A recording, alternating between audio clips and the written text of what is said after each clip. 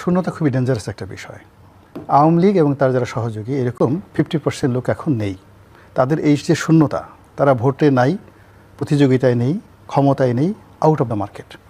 পরে এই পুরো যে 50% জায়গা, এই জায়গাটা দখল করছে, এই শূন্যতার যে জায়গাটা পূর্ণ করছে, ম্যানেজ করছে, সব কিছু হলো বিএনপি, জামাত এবং তাদের এনসিপি যারা অন্য দলগুলো আছে। এখন এরকম শূন্যতার মধ্যে যখন আমরা পড়ি, বিশাল একটা শূন্যতার মধ্যে পড়ি, আপনি গিয়ে দেখেন বড় একটা ফসলি মাঠ, আপনি একা, গভীর রাত্রি, আপনি পথ হারিয়ে ফেলবেন। শূন্যতার মধ্যে মানুষ পথ হারিয়ে ফেলে, নিজেকে নিয়ন্ত্রণ রাখতে পারে না এবং সে ভুল করে। কাজে এই যে এখন যে একটা বিরাট শূন্যতা চলছে, সেই শূন্যতার মধ্যে সবাই তার যে ওজন, এই ওজন হারিয়ে ফেলেছে, সবাই তাদের পরিচয় হারিয়ে ফেলেছে এবং সবাই তাদের যে নবস, সেই নবসটা সে নিয়ন্ত্রণে রাখতে পারছে না। সে মনে করছে যে আমি এখনই পাবো, ওই জায়গাটা তো খালি আছে, ওটা আমার। এটার কারণে কি হচ্ছে, তার মধ্যে একটা ইমব্যালেন্স তৈরি হয়ে যাবে এবং ইমব্যালেন্স তৈরি হয়ে গেলে আকাশে যদি যেটা ব্ল্যাক হোল হয়, ব্ল্যাক হোলে যেভাবে তারকারাজি হারিয়ে যায় এবং এই পৃথিবীতে যে বারমুদা ট্রায়াঙ্গেল আছে, সেই বারমুদা ট্রায়াঙ্গেলে গেলে যেভাবে একটা মানুষের পরিস্থিতি হয়, এইরকম রাজনৈতিক, অর্থনৈতিক, সামাজিক শূন্যতার মধ্যে যা কিছু ঘটে ওই একই পরিণতি হয়। এখন বিএনপি এবং জামাত এই শূন্যতার মধ্যে ঘুরপাক খাচ্ছে, নাম্বার 1। নাম্বার 2 হলো, এরকম যখন শূন্যতা হয়, অরাজকতা হয়, তখন সেই ক্ষেত্রে রেজিমেন্টেড ফোর্স যারা শক্তিশালী, তারা যত ছোট হোক না কেন তারা সেখানে সফল হয়।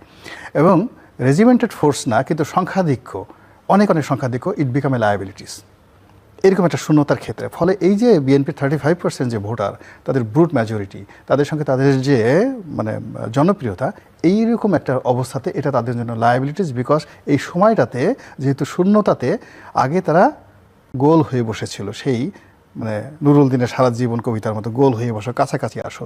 আওয়ামী লীগের চাপে তারা একত্র হয়েছিল, আর আওয়ামী লীগ যখন সরে গেছে, তারা একে অপরের সঙ্গে সম্পর্ক বিচ্ছিন্ন করে ছড়িয়ে পড়েছে টেকনাফ থেকে তেঁতুলিয়া পর্যন্ত। এটাকে একটা নিয়ন্ত্রণ করা যাচ্ছে না। তো এই যে নিয়ন্ত্রণ করা যাচ্ছে না, ফলে বিএনপির এই যে ব্রুট মেজরিটি, প্রচুর লোকজন, এটা এখন বিএনপির জন্য লায়াবিলিটিস। আর অন্যদিকে এই সময়টার মধ্যে যে রেজিমেন্ট ফোর্সগুলো, তারা এজ এ পিলার হিসেবে যার যার জায়গায় মতো বসে পড়ছে জামাত। This is second. থার্ডলি হলো, প্রকৃতির যদি ইতিহাস ধরেন, আমাদের রাজনীতির ইতিহাস ধরেন, সেই রাজনীতির ইতিহাসে আমরা সবসময় দেখেছি যে যারা খুব বেশি আত্মবিশ্বাসী থাকে, খুব বেশি আশাবাদী থাকে, স্বপন বিলাসী থাকে এবং নিজেদের জয়ের ব্যাপারে শতভাগ নিশ্চিত থাকে, ইতিহাস সাক্ষী প্রায় সব ক্ষেত্রে তারা গোহারা হেরেছে।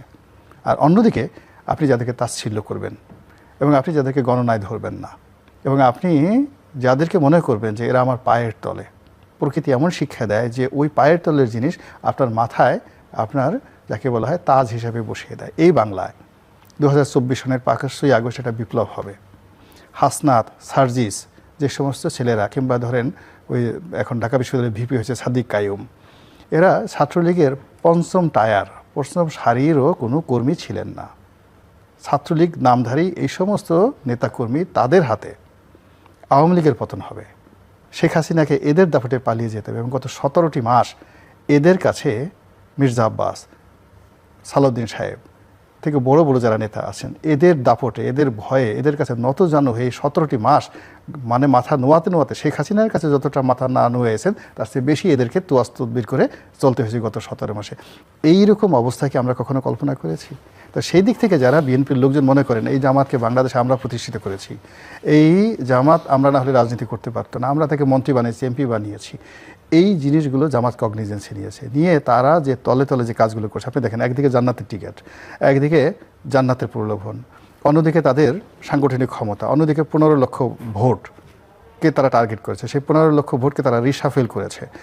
কুড়িগ্রামে যেখানে দরকার কুড়িগ্রামে ট্রান্সফার করেছে, কুড়িগ্রাম থেকে যে ভোটটা ঢাকা 17 আনা দরকার সেটা নিয়েছে, যেটা বগুড়া নেওয়া দরকার যেখানে নিচ্ছে, যেখানে তারা সাতকানি নেওয়া দরকার সেখানে নিয়েছে, চট্টগ্রামে নেওয়া দরকার। এইভাবে নিয়ে 15 লক্ষ ভোট যদি 10,000 থেকে শুরু করে কোনো কোনো জায়গায় 5,000, তারা যদি 150টা সিটে এই ইঞ্জিনিয়ারিংটা তারা করতে পারে, আই ডোন্ট নো তারা পারবে কিনা। যদি 150টা করতে আজিবাজিভাবে বলছেন, এটা তো ভেরি ইজি, তারা আলটিমেটলি দে হ্যাভ ডান।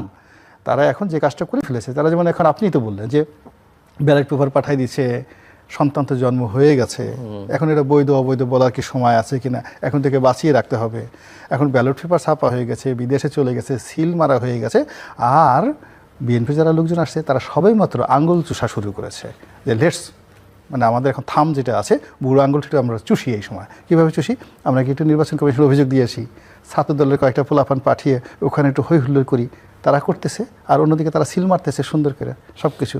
এখন তারা এই নির্বাচনের যদি আপনি 10টা অপশন ধরেন, দ্য ইঞ্জিনিয়ারিং, তারপরে নির্বাচনে ভোট কেন্দ্রে উপস্থিত হবে, ভোটাররা ভোট দেবে, ফলাফল ম্যানিপুলেশন করবে, এবং এখানে একটা সাজানো নির্বাচন হবে।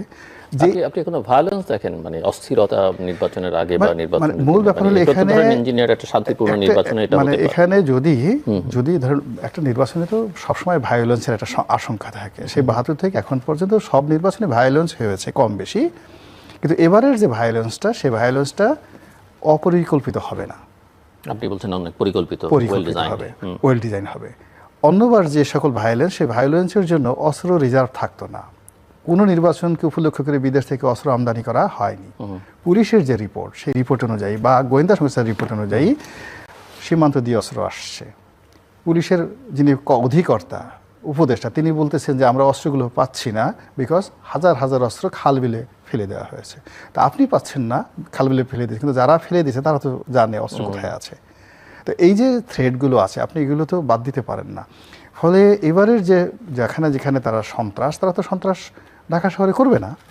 সন্ত্রাস যদি কেউ করতে চায় প্ল্যান অনুযায়ী, বেশি না, ওই যে উনি যেটা বললেন, মানে 100টা সারা বাংলাদেশে যদি একটা নির্বাচনী এলাকাতে 500 ভোট কেন্দ্র থাকে, 500 ভোট কেন্দ্রে যদি আপনি 5টা করে বুথ থাকে, তাহলে 2500 বুথ আছে, মানে 500 আর না 10টা করে বুথ থাকে ধরুন অ্যাভারেজে, তা 5000 আপনার বুথ থাকবে। আচ্ছা, প্রত্যেকটা বুথের মধ্যে একটা করে আলাদা সেন্টার থাকবে, আলাদা গন্ডগোল হওয়ার সুযোগ থাকবে প্রত্যেকটা বুথে। এবং একটা বুথের মধ্যে যদি 2টো এজেন্ট মারামারি করে, ওখানে যে মানে পোলিং অফিসার থাকবে তার সাথে সে যে মারামারি করলো, ওই কেন্দ্রে ভোট বন্ধ হয়ে যাবে। আপনি কয়টাকে করবেন? তো তারা যদি এইভাবে একটা নির্বাচনী কেন্দ্রে যদি 5000 এইভাবে বুথ থাকে, তাহলে 300 নির্বাচনী এলাকায় কত হাজার বুথ আছে? সেই বুথগুলোর মধ্যে তারা সব দরকার নাই, তারা 2000 টার্গেট করলো যে আমরা এই 2000 বুথে এই জায়গাতে যেখানে আমাদের শক্তি আছে, সামর্থ্য আছে, গন্ডগোল করে আমরা এখানে সেফ এক্সিট নিতে পারবো। এই গেল বুথের মধ্যে। এরপরে আপনি আসেন সেন্টারে। সেন্টারের বাইরে ওই যে ভোট কেন্দ্রের জন্য জামাতের একটা অফিস থাকবে, বিএনপির একটা অফিস থাকবে, এনসিপির একটা অফিস থাকবে, কত প্রত্যেক থাকবে। ওখানে ধরেন তারা টার্গেট করলো যে আমরা সারা বাংলাদেশে ধরেন 500 সেন্টার আছে, 500 সেন্টারের মধ্যে 3-5-1500, মানে 15000 সেন্টার আছে। তো 15000 সেন্টারের মধ্যে আমি বেশি না 100 সেন্টারে গন্ডগোল করবো, জাস্ট 100 সেন্টারে গন্ডগোল করবো। প্ল্যান অনুযায়ী আপনি কী করবেন? What can you do? এরপরে 100 সেন্টারের সাথে গন্ডগোল করে আমি টোটাল জিনিসগুলো নিয়ন্ত্রণের বাইরে নিয়ে যাব মাত্র 20 থেকে 25টা সেন্টারে। 20-25টা সেন্টারে আমি কাজগুলো করব। দেখুন এই যে কাজগুলো আপনি এটা ধরে নেন যে এইগুলো হতে পারে, ধরেন একেবারে হলো না, হতে পারে, তো এটা যখন হবে এটার জন্য আপনার প্রস্তুতি কী? এই প্রস্তুতিটা তো আমি সরকারের পক্ষ থেকে কাউকে দেখছি না। বিএনপির যারা লোকজন, তারা যেভাবে ফেসবুক নিয়ে ব্যস্ত, যেভাবে তারা যাকে বলা হয় ইউটিউব নিয়ে ব্যস্ত, যেভাবে তারা জনাব তারেক রহমান সাহেবকে মহামানব বানাতে ব্যস্ত, জিয়াউর রহমান সাহেবের পরিবারের একটা লিগেসি তৈরি করতে এই সময়টাতে ব্যস্ত, তো এই ব্যস্ততার সঙ্গে কন্টেম্পোরারি নির্বাচন সংক্রান্ত যে ঝুঁকিগুলো রয়েছে সেইগুলোর যে অ্যাকশন প্ল্যান, সেই অ্যাকশন প্ল্যানটা আমি দেখছি না। হঠাৎ করে যেখানে ধরেন গত 17 মাসে মানে যমুনাতে জামাতের প্রভাব, রাস্তাঘাটে পথে ঘাটে ব্যবসা বাণিজ্যে সব জায়গাতে জামাতের লোকজন, রাষ্ট্রদূত থেকে শুরু করে সবাই জামাতের আমিরের দরবারিকে হাজির দিয়ে যাচ্ছে। অল অন এ সাডেন সমস্ত স্রোতগুলো সব যে তারেক রহমান কেন্দ্রিক হচ্ছে, আপনার কাছে মনে হচ্ছে এগুলো সব স্বাভাবিক? আমার কাছে স্বাভাবিক মনে হচ্ছে না। এমনও তো হতে পারে যে স্রোতটা ডাইভার্ট করে ওদিকে দেওয়া হয়েছে, you busy with that thing, তুমি তোমার এই কাজে ব্যস্ত থাকো, আমরা অন্য কাজে ব্যস্ত